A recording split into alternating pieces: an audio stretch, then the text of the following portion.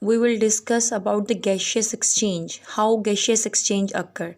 First of all, the air enter from the nose. Air enter from the nose. Behind the nose, there is a nasal cavity. This nasal cavity is opening outside through two nostrils.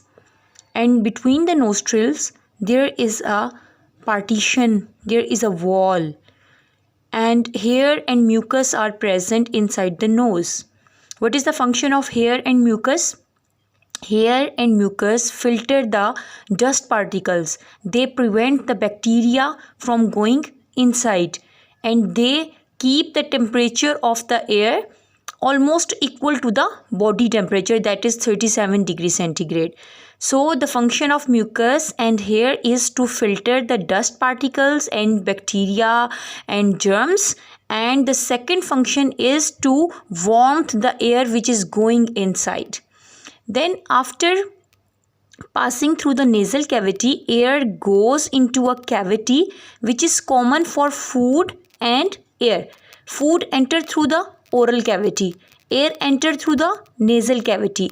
But after this portion, here is a common pipe which is called pharynx. Pharynx is a common pipe for food and air. Both are passes through the pharynx. No partition is there.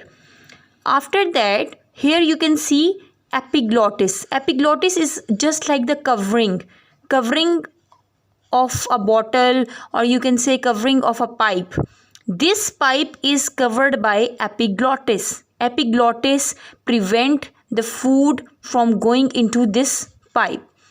Food goes into this pipe, another pipe which is at the side of the windpipe. But here we will discuss about the windpipe in detail. Epiglottis is a covering which covers the larynx, or you may say trachea.